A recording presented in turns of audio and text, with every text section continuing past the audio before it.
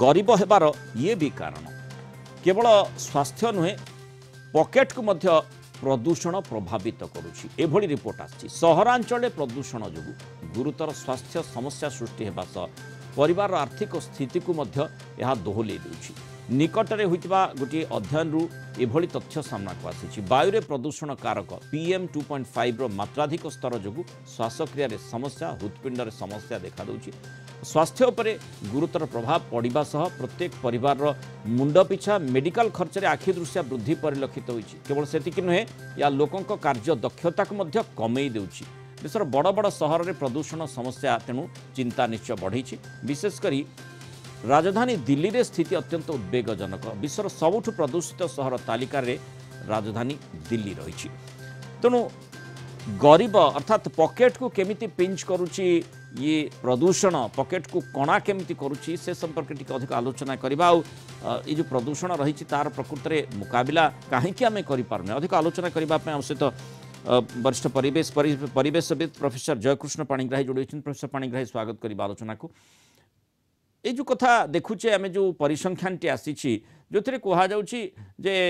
माने स्वास्थ्यगत कारण आन्यटी हूँ सामर्थ्य उपर मध्य प्रभाव जनकर कार्यदक्षता को मध्य प्रदूषण प्रभावित करुच्ची दुईटी दिग निहाती गुरुत्वपूर्ण गोटे पटे जहाँ आपण रोजगार करिसेंती सेथुरु क्षय घटुची अन्यठी आपण रोजगारक्षम मध्य तार जो कार्यदक्षता जो कमुची रोजगार उपर मध्य तार प्रभाव पड़ुछि अर्थात प्रदूषण सीधासलख प्रभाव आम पॉकेट उपर पड़ुछि गरीब जहाँकि आमको गरीब करि पारे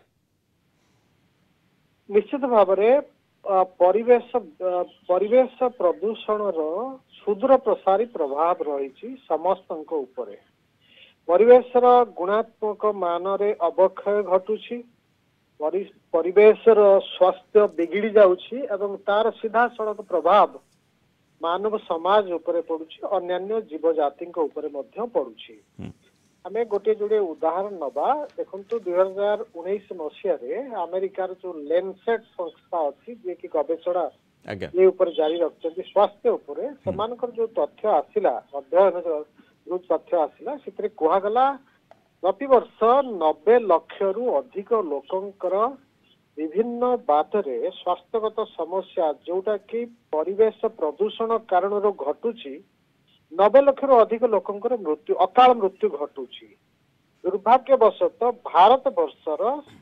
स्थान थिला 1 नंबर रे जोठी 23 लाख रु अधिक लोकंकर प्राणहानि घटुची बा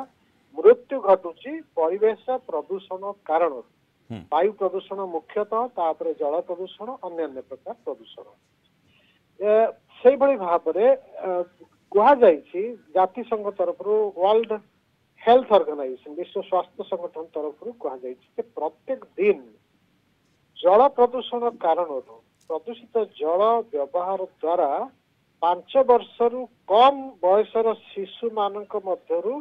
प्रतिदिन 1000 रु अधिक संख्यार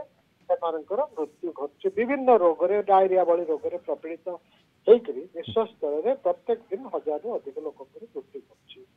दिल्ली रे उदाहरण आपण देले जे दिल्ली रे जो माने डॉक्टर पाणिग्राही आमे जो चर्चाटी करुचे विशेष करी देखुचे जे बहुबार आलोचना करा जाउची विश्व स्तर में मध्य प्रदूषण को नहीं खूब तंबी तूफान होउची किंतु प्रभाव विशेष भाव में पड़ूना लोकंकर सेठी सहभागिता निहाती आवश्यकता रही लोके मध्य से बाबद सचेतन होना सामग्रिक भाव में केवल आमे कहि परिबा जे थियोरेटिकली जहाँ बा कागज पत्र रे बोधवे प्रदूषण कथाटी चर्चा भितर सीमित रही जाउची कार्यान्वयन होना जो एक प्रसंग गुड़िक सामना को आसुची हाँ दुईटी दिग रही देखु जिते परिवेश जनित समस्या सबु जगह सृष्टि होची वर्तमान पृथ्वी तापमात्रा वृद्धि और जलवायु परिवर्तन आउ गोटे मुख्य समस्या है प्रदूषण गोटे समस्या आम घर मानक विभिन्न मार्केट प्लेस रु एते परिमाण वर्ज्य पदार्थ बाहरुची तार निष्कासन आउ गोटे समस्या है अन्य पक्षे जीव जंतु बा जैव विविधता आस्ते आस्ते विलुप्त हो चलती से आउ गोटे मुख्य समस्या एमती जो मुख्य समस्या सब रही आमे बहु समय आलोचना करुचे लोक मानक भितर सचेतनता सृष्टि करने परवर्ती पदक्षेप हूँ कार्यक्रम ग्रहण जोटा कि असुविधा रहुचे आमे जहाँ आवश्यक पदक्षेप ग्रहण करने कथा परिवेश प्रदूषण को रोकवा सरकार आरंभ करी बेसरकारी स्तर लोक मान पर्यंत जो जो पदक्षेप ग्रहण करा कथा से सब ठीक भाव से सोर्स ट्रिटमेंट निहाती आवश्यकता रही अर्थात जो प्रदूषणकारी किसी भी जिनिस तैयारी होउछि ताकू केमती बंद करा जिवो से दिगरे जदि नजर न देबा ताहले केवल ये आलोचना भितर ही सीमित रही तार उत्तर निश्चय किछि मिलिबो नाही जहाँ आम देखुचे जे तार प्रभाव किभଳି भाबरे आम पॉकेट उपरे पड़िलानी आ पॉकेट उपर अर्थात स्वास्थ्य समस्या कार्यदक्षता ह्रास ये दुईटी दिग अत्यंत गुरुत्वपूर्ण और से आधार रे जड़े निश्चय गरीब हेब आगामी समय से प्रकार स्थिति को एड़ेबाई से समस्त साधारण लोकों ठारू आरंभ करी सरकार निहाती सहभागितार आवश्यकता रही तुरंत पदक्षेप नेबार निहाती आवश्यकता रही बहुत धन्यवाद प्रोफेसर जयकृष्ण पाणिग्राही आलोचना आम सहित मत व्यक्त कर।